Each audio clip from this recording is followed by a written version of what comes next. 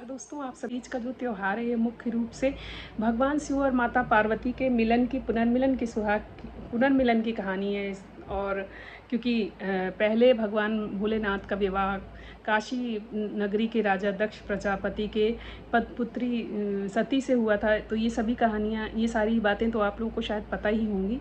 उसके बाद फिर दोबारा से दक्ष ने जो यज्ञ का विध्वंस हुआ था, उसके बाद सती ने अपने प्राण त्याग दिए थे और दोबारा से फिर वो हिमालय के घर कन्या रूप में जन्म ली थी पार्वती। तो वो दोबारा से उनका पुनर्मिलन हुआ था। तो इस हरियाली तीज के दिन ही जो है वो भगवान शिव ने उन्हें दर्शन दिया था दोबारा से।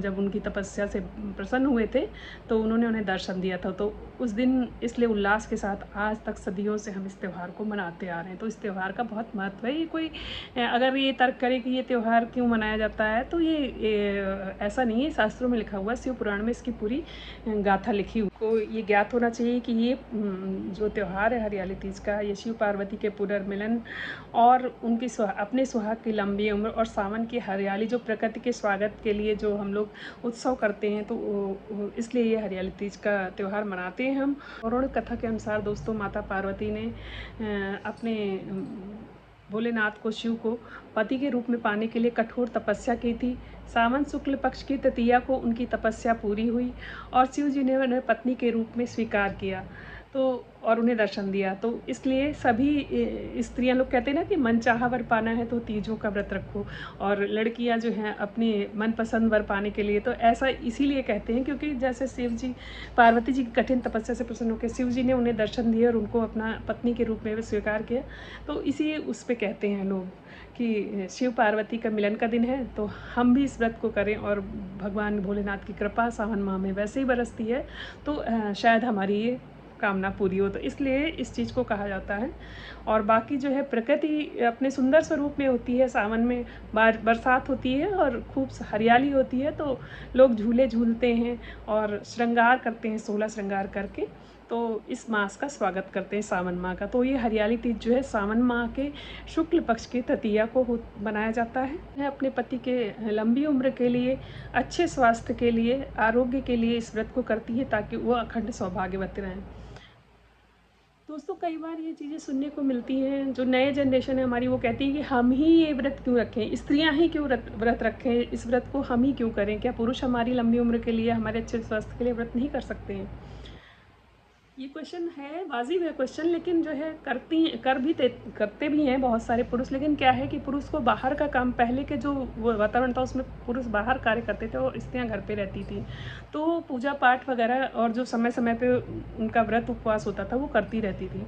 और बाहर जाते थे पुरुष तो उनके अच्छे स्वास्थ्य के लिए, बाहर कोई उनके कार्य रोजी रोजगार में कोई बाधा ना है, इसलिए व्रत वगैरह करती थी, उपवास करती थी ताकि। और एक पुरुष जो है उनके जीवन का स्तंभ होता था, चाहे वो पिता के रूप में, चाहे भाई के रूप में, चाहे पति के रूप में, और फिर बेटे के रूप में। तो हर स्त्री चाहती है कि मेरा जो साथी है वो हमेशा बना रहे और मेरा साथ देता रहे, जीवन भर हम साथ रहें। तो इस कामना के साथ वो इस व्रत को करती थी। अगर पुरुष करना चाहें तो करें, लेकिन ये जो तीज का व्रत रखा जाता है, ये सच में पार्वती जी ने ही रखा था शिव जी के लिए, शिव जी को पाने के लिए, शिव जी को दोबारा से इस जन्म में भी अपने वर के रूप में प्राप्त करने के लिए। तो इसलिए इस व्रत की परंपरा चली आ रही है। तो और वैसे भी मेरे ख्याल से तो स्त्रियों को ही कहा जाता है, इसीलिए स्त्रियों को सम्मान ज़्यादा मिलता है, उन्हें पुरुष से ज़्यादा ऊंचा इसलिए माना जाता है क्योंकि वो हमेशा त्याग और करुणा और दया की मूर्तियाँ, और वो हमेशा अपने परिवार के लिए, अपने लोगों के लिए त्याग करती रहती हैं, उनके लिए प्रार्थना करती रहती हैं।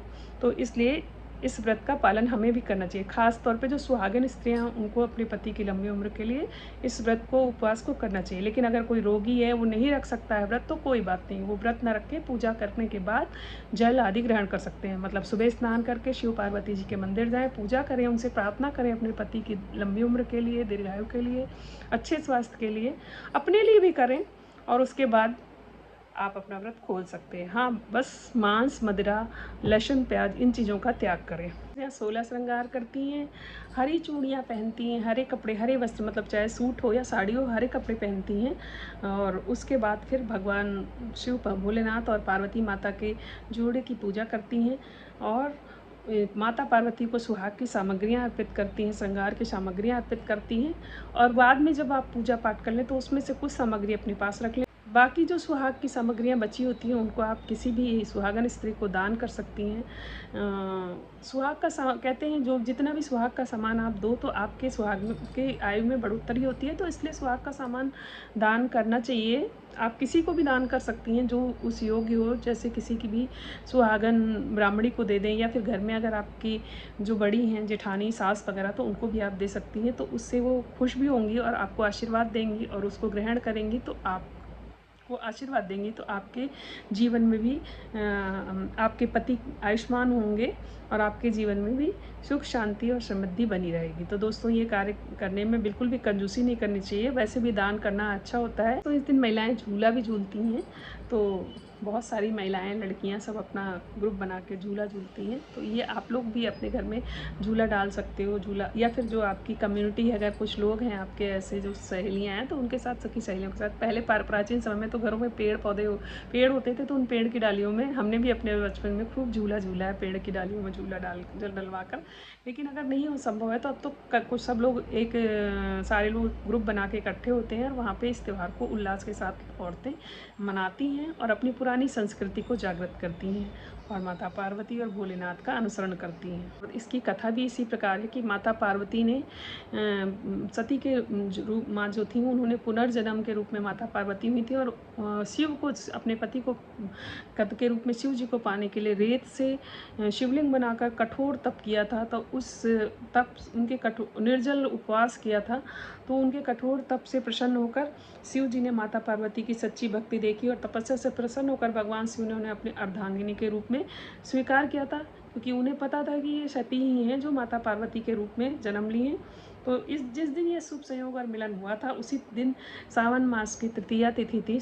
तो तभी से इस त्यौहार को मनाया जाता है, और इसलिए मनाते हैं क्योंकि जिस तरह से शिव ने प्रसन्न होकर माता पार्वती को आशीर्वाद दिया और उन्हें अपनी पत्नी के रूप में स्वीकार किया और उनसे संयोग किया, तो उसी तरह से इसीलिए सुहागिन महिलाएं और कुंवारी कन्याओं ने अपने पति की दीर्घायु के लिए इस व्रत को करने की परंपरा शुरू करी, और ये परंपरा आज तक हम सभी में हमारे घरों में चली आ रही है। इस वर्ष जो है 2026 में हरियाली तीज का त्यौहार 14 अगस्त को 6:45 पे तृतीया तिथि का प्रारंभ हो जाएगा, लेकिन 15 अगस्त को शाम को 5:28 पे तृतीया तिथि समाप्त होगी। तो उदया तिथि के अनुसार हम लोग 15 अगस्त को ही, रविवार को, इस व्रत को करेंगे। मतलब हरियाली तीज का व्रत जो है 15 अगस्त को ही मनाया जाएगा। तो हम सभी करते हैं इस पावन पर्व की तैयारी, क्योंकि ये सुख सौभाग्य जो है भगवान ने अगर हमारा शरीर हमें दिया है और हम अगर आध्यात्मिक हैं और अपने सनातन धर्म और अपने देवी देवताओं का अनुसरण करते हैं तो हमें इस त्यौहार को मनाने में कोई संदेह नहीं करना चाहिए, और हमें पूर्ण निष्ठा और ईमानदारी के साथ और पूर्ण आस्था के साथ इस त्यौहार को मनाना चाहिए। तो चलिए हम सभी करते हैं सावन की तैयारी, सावन में हरियाली तीज की जो सावन शुक्ल तृतीया है उसकी व्रत की तैयारी। और हम सभी इसमें क्या क्या सामग्री लगती है पूजा पाठ में ये मैंने आपको बता ही दिया। बाकी आप अपने घर के अनुसार जो वहाँ के नियम है उसके अनुसार करते रहें, और अगली वीडियो में फिर आते हैं और हम दिखाते हैं आपको कि हम हरियाली तीज की पूजा कैसे करते हैं। तो मैं चलती हूँ, आप लोगों से आज्ञा लेती हूँ और आती हूँ फिर अगली वीडियो में। ओम नमः शिवाय, जय श्री राम, जय भोलेनाथ।